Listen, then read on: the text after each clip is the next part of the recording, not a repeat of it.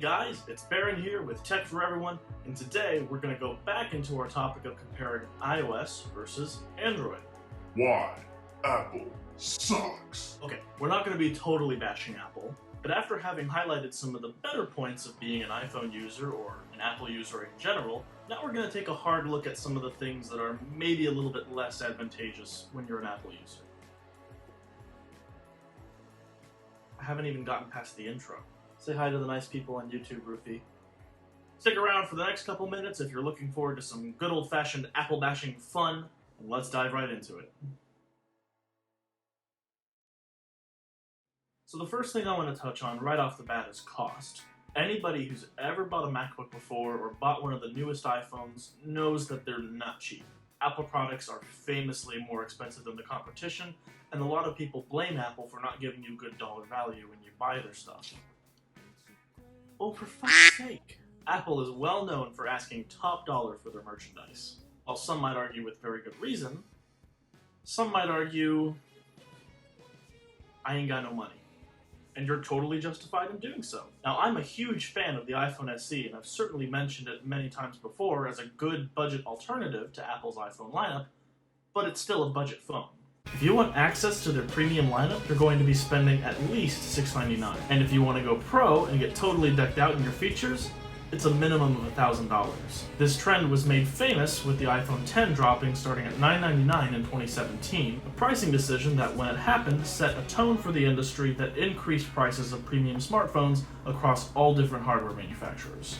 I'm actually not making that up. If you look at how much phones cost before the iPhone X crossed the $999 barrier, and after, you'll find a lot more $1,000 plus phones from companies like Samsung, Google, and Huawei. And it's not just with smartphones too. Raise your hand if you've ever bought a new MacBook or MacBook Pro at an Apple store or a Best Buy. Now raise your hand if you were able to do that and spend less than $1,000. I see you there in the back, stop lying. Unless you got an open box product or got some incredible deal, odds are you spent at least $1,300 on your new MacBook.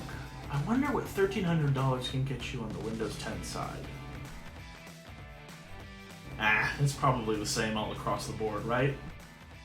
All jokes aside, the high price tag on Apple products from MacBooks to iPads to iPhones is part of the reason why people with lower income or people who just don't feel the need to invest as much money into their technology sometimes steer away from the Apple logo. Hang on.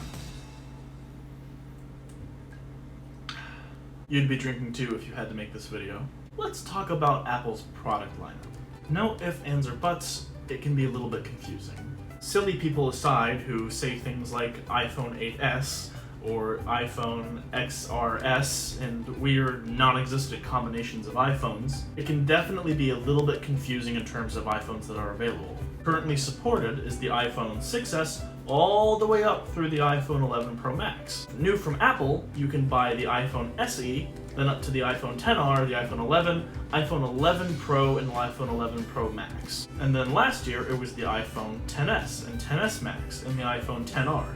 Before that, you had the iPhone X, which came out alongside the iPhone 8 and 8 Plus, which, by the way, were still available new from Apple until the iPhone SE dropped. And what might seem like a relatively simple naming scheme, relatively simple, can be horribly confusing if you're not somebody who stays on the cutting edge of smartphone technology on a day-to-day basis, not to mention if you're someone who's trying to purchase accessories for your new phone.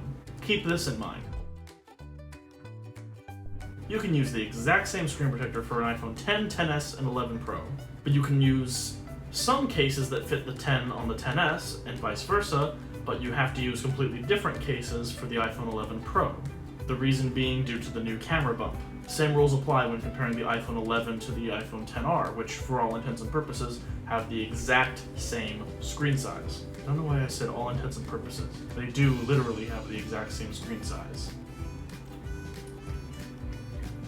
This complex naming scheme carries over to the iPads, where you have the iPad, the iPad Air, then the iPad Mini, you have the iPad Pros, but now you have the 2018 iPad Pros, which were still the newest iPad Pros in 2019, and now you have the new 2020 iPad Pros. I can't tell you how many people I've worked with trying to help them get a new iPad, and it can take 20 minutes just to explain to them the differences between the iPads in a way that doesn't make their head spin. Again, What might seem like common sense and blatantly obvious to someone who's on the bleeding edge of technology really isn't to somebody who's just your average consumer. Most people don't devote as much time as I might in order to be able to know everything about the iPads and the iPhones and the MacBooks and oh my god, I have a problem.